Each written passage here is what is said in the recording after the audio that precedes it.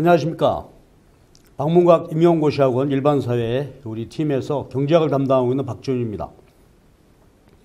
저를 아마 처음 보시는 분들은 뭐 거의 없으시고 강의실에서 직접 저를 만났거나 우리 인강 동영상 강의에서 많이 보셨을 텐데 제가 이번 여름에 아주 중요하고 특별한 강의 하나를 마련을 했습니다. 물론 이제 일부분 어떤 분들은 전혀 필요 없는 강의의 성격일 수도 있고 한데요. 우리 학원 전체에서 이번에 여름방학에 기본 이론 정리하는 그런 코스를 만들었어요. 그래서 우리 일반사회 팀, 특히 이제 경제학에서는 늘 이제 경제학이 이론이 분량도 많고 하기 때문에 제가 이제 예년에 느꼈던 그런 좀 부족한 느낌도 있고 해서 경제학 이슈 파이팅 해서 그 이론을 정리하는 프로그램을 하나 만들었습니다. 강좌를. 그래서 이제 전체 그 경제 이론의 핵심을 정리하는 그런 강좌입니다. 물론 이제 여러분들 다 경제 이론을 많이 하셨기 때문에 근데 이제 제가 보기에 그 예년에 보게 되면은 아직 이론이 약간 미흡하고 좀 울퉁불퉁한 분들이 있는 것 같았어요. 그래서 그분들을 위해서 이제 이론을 정리하는데 물론 이제 앞에 1, 2, 3, 4월 할 때 했던 거하고는 그 이론 정리 내용은 물론 이제 많이 달라질 것 같아요. 뭐냐면 우리가 보통 이제 1, 2, 3 할 때 교과서 중심대로 해서 쭉 하게 되는데 이번 이슈 파이팅은 서술형 답안 작성 여기다 초점을 맞춰서 해보도록 하겠습니다.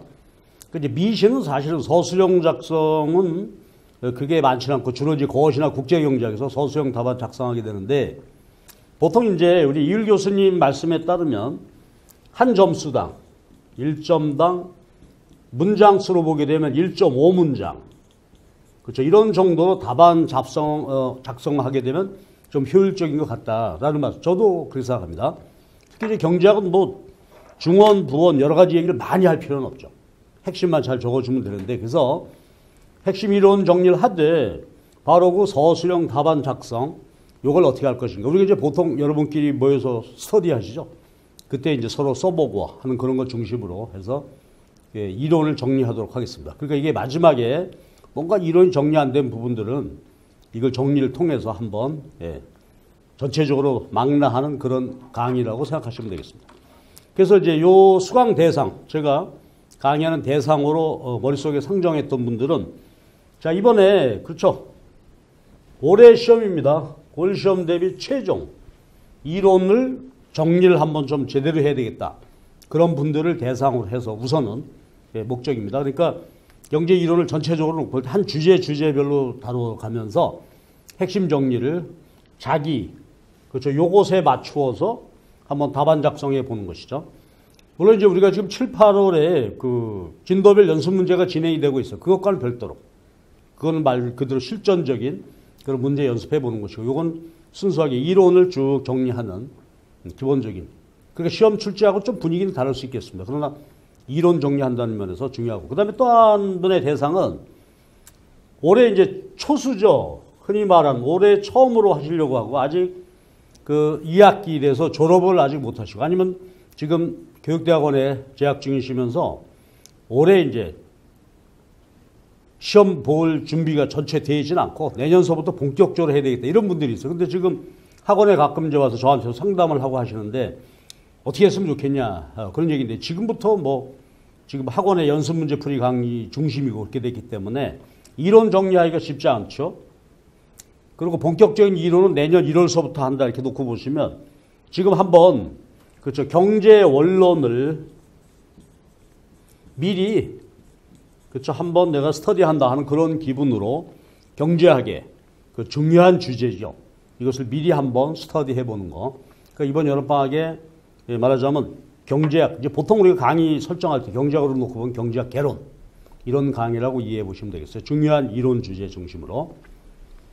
그 다음에 교재는요. 우리 교재 있죠. 여러분 다 갖고 계실 텐데 점프업 경제교육 에듀스파 박문각 에듀스 나오고 이거 그 다음에 이제 보충 자료를 매번 드리도록 하겠습니다. 이론 쭉 정리된 내용을 여러분이 보실 수 있도록 그래서 보충 자료하고 그 다음에 이제 기본은 역시 기본 교재는 점프업 교재 그 다음에 여러분 각종 갖고 있는 경제 원론책 있죠. 2인 공저, 3인 공저, 맨큐 그거 같이 병행을 해서 쭉 보도록 하십니다. 근데 올해 시험 보실 분들은 이 강좌에 뭐 책을 많이 본다든지 그거보다는 제가 강의해 드리고 보충 자료 나눠 드리는 거 요걸 중심으로 해서 정리 이렇게 한번 해 보십시다 하는 얘기입니다. 그리고 우리 일정은 이제 오프라인에서는 매주 월요일 날 오후 7시부터 시작해서 한 3시간에서 3시간 반 정도 하려고 합니다. 그리고 그 월요일 날 오후 시간이 있습니다.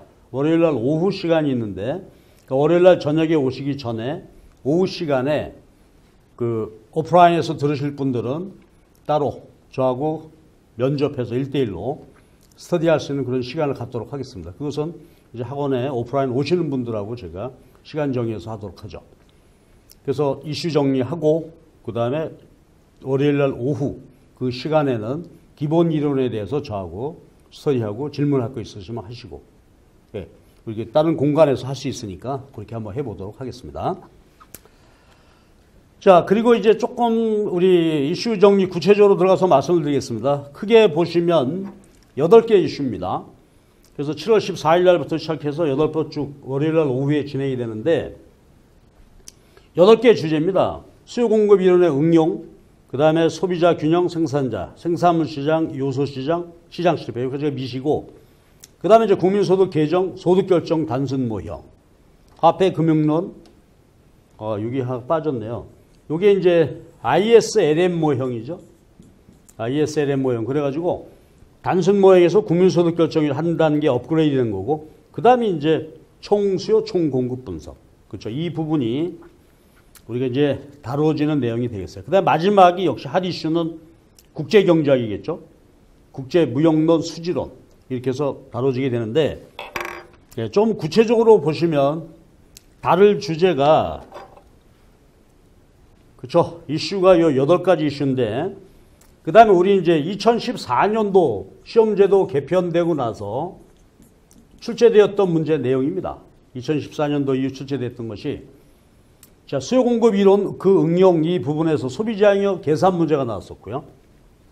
그 다음에 소비자 균형, 생산자 균형, 여기에서 후방 굴절. 요건 이제 소비자 균형 이론의 응용 부분이 되겠죠. 그런 부분에서 나왔고. 그 다음에 역시 시장 이론, 그 다음에 요소 시장, 소득 분배 이쪽이 핫 이슈가 되겠죠. 그래서 완전 경쟁 시장에 대한 거, 독점. 그 다음에 롤스, 소득 분배와 관련된 정의론. 이게 출제가 됐었죠. 그 다음에가 이게 아주 핫 이슈가 한번, 그렇죠. 수요 독점 요소 시장이 아주 저 구석에 있다고도 볼 수 있는 그런 주제인데, 그런 주제가 하나가 나왔어요. 그 다음에 이제 역시 미시경제에서 중요한 주제가 시장 실패, 그와 관련돼서 오염 배출권에 대해서 약간의 응용이라고 할까, 그런 문제가 나왔어요. 그러니까 주제 자체는, 그렇죠. 우리가 놓고 보게 되면 미시경제학 전 과정을 통해서 출제가 되고 있어요.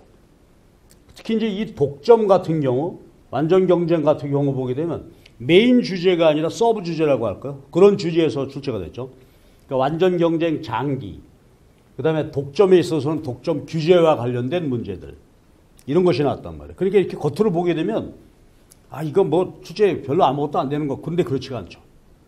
이런 문제들에 답하기 위해서 전반적인 그 프레임이 정확히 갖춰져 있어야 된단 말이에요. 그래서 이걸 이제 마지막 이슈 정리하도록 하겠습니다. 그 다음에 이제 거시경제학은 크게 보면 요거죠. 국민소득 개정, GNP, GDP, GNE 이런 내용이 되고, 그 다음에 이제 국민소득 결정에 관한 얘기인데, 소득 결정 이론 모형이라고 하는 게, 그쵸? 단계를 밟아서 하게 되죠. 단순 모형, 그 다음에 여기 ISLM 모형, 그 다음에 총수요 총공급 모형, 그 다음에 이제 개방경제 모형, 그죠? 그 소득 결정 이론이 단순 모형, ISLM, 총수요 총공급, 국제수지 개방 모형.